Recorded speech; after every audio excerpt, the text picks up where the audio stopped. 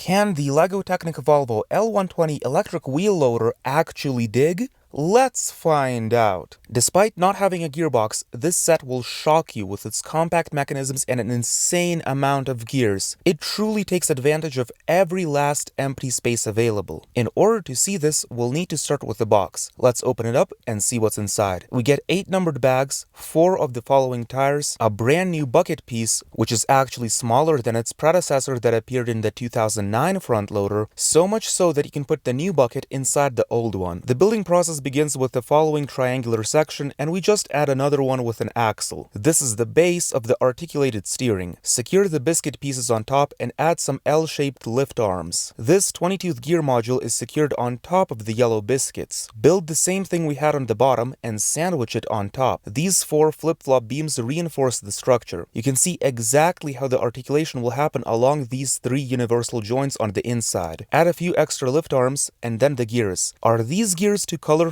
What are your thoughts? This is a frame composed of the newer flip-flop beams and it reinforces the gear structure. Add even more gears on the frame. Build up this differential section using those new gears introduced in the Ferrari Daytona. Connect this to the front of the chassis. Reinforce it with some Technic beams. Build up another differential module and connect it to this one on the back. Add an axle, reinforce it with curved lift arms. And so far, the chassis looks gorgeous. Expand it outwards, then construct the following section with the 28-tooth gear along with the axle ball pins and an 8-tooth gear. Plop it on top, reinforce it, then build up the following fake electric motor module. Secure it onto the chassis and slide in another imitation motor. Connect the ball pins together with green Technic links. Take a look at how the hand of God steering mechanism works. This is an example of a slightly more complex Technic frame built out of simple pieces. Simply put it on top and add even more gears on top. Just look at how complex the chassis already looks. See this 16-tooth gear section? You'll want to add it to the triple motor portion. Make this 90-degree gear block and join it with the rest. We get another 90-degree gear block, except this time we slide on a driving ring as well as a 12-tooth clutch gear. The driving ring serves to connect the gears together. It is not part of any gearbox you can switch. Insert it on the back, then the following Technic panel covers up the bottom. Add 2 curly black lift arms on top. Next, build the top cover by combining a few panels. Add it on top and cover the other side with another panel. Attach a pair of stairs to either side of the middle of the chassis. The roof and seat are built from mostly system pieces. Connect both of these parts to form the cabin. You can see the hand of God knob from the top. Finish paneling the rear section, and now comes the fun part where we get to construct the powerful arm. Merge the following lift arms together, then add a small linear actuator. Reinforce it with another set of lift arms. Add 2 more small linear actuators and be careful of the gear orientations. This is how the arm is supposed to look like. Connect it to the exposed gears on the front and just reinforce it with a few more lift arms. Next, attach the wheels, then connect the bucket to the arm. Before we look at the functions, make sure to subscribe and turn on notifications for more early reviews. No pressure though, no pressure. The back of the front loader controls 2 knobs. The one at the back spins this complex arrangement of gears which drives the 2 small linear actuators responsible for raising and lowering the entire arm. The front control knob simply spins the 3rd central actuator which dumps out the bucket. These exposed 16-tooth gears located between the 2 control knobs spin whenever you move the vehicle. The drivetrain consists of 2 of those heavy-duty Ferrari Daytona differentials, and it performs pretty nicely in off-road due to the rear axle being oscillating. It moves just a little bit. There are no shock absorbers and the front axle is completely solid. If we lift up this rear hood, we will see that the drivetrain connects to a set of fake electric motors. Whenever a model is based on something electric, it means that there is no piston engine, and yet there is still plenty of moving parts, gears, and still a complete drivetrain. I greatly appreciate the level of engineering that went into this model despite lacking a piston engine. You can also spin the hand of God knob at the top to make the articulated steering work. However, in practical play, I just prefer to grab the cabin and move the entire model instead of having to deal with a tiny 12-tooth gear. Of course, you can open up the cabin doors for some extra play. Despite using the smallest linear actuators available, the model works surprisingly well. I can easily dig and pick up an entire bucket full of sand. I was pretty worried about the small actuators being unable to handle loads during my initial impressions, and I gotta say that I am pleasantly surprised with the performance of the loader. Despite having no gearbox, it still packs tons of complex and compact mechanisms. We even get a